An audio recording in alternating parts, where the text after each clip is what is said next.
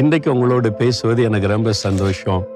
ஆண்டவர் அவரை தேடுகிற பிள்ளைகளை கைவிடவே மாட்டாராம். இல்லைங்க, ஆண்டவர் என்னை கைவிட்ட மாதிரி தெரியுதே அப்படின்னு நினைக்கிறீங்களா? அது உங்களுடைய மனதனுடைய நினைவு. ஆண்டவர் என்னைக்காவது கைவிடுவாரா? மனுஷன் வேணா கைவிடலாம்.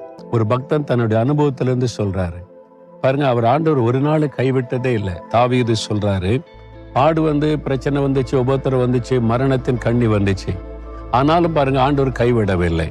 ஏன்னா அவர் ஆண்டவரை தேடினார். நீங்க ஆண்டவரை தேடுறீங்களா? தேடாம சும்மா நான் ஆண்டவரை விசுவாசிக்கிறேன்னு சொன்னா மாத்திரம் போதாரு. அவரை தேடணும் இல்லை. இன்னைக்கு அதிகாலையில் எழும்பி வேதம் வாசித்தீங்களா? ஜெபிச்சிங்களா? நீங்க வேதத்தை தியானிச்சு அவருடைய முகத்தை ஜெபத்துல தேடணும் இல்லை. அவங்களதான் அவர் கைவிட மாட்டார். நான் இயேசுவை நம்புறேன், காணிக்கெல்லாம் கொடுக்குறேன், அதெல்லாம் சரிப்படார். அவரை தேடணும். அப்படிதான் வசனம் சொல்லுது. அப்ப தாவீது கர்த்தரை தேடுனதுனால கைவிடலை.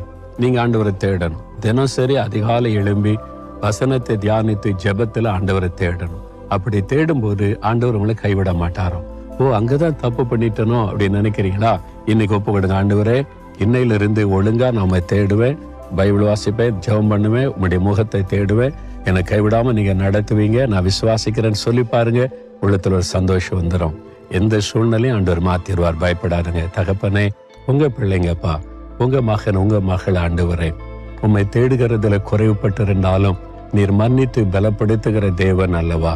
இனிமே உங்களை தேட, உங்களுடைய வசனத்தை தியானிக்க, ஜெபிக்க ஒப்பு கொடுத்திருக்கிறாங்க. நீங்க ஒரு நாள் அவங்களை கைவிட மாட்டீங்க.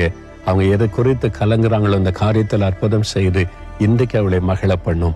இயேசுவின் நாமத்தில் ஜெபிக்கிறோம் பிதாவே, ஆமென்.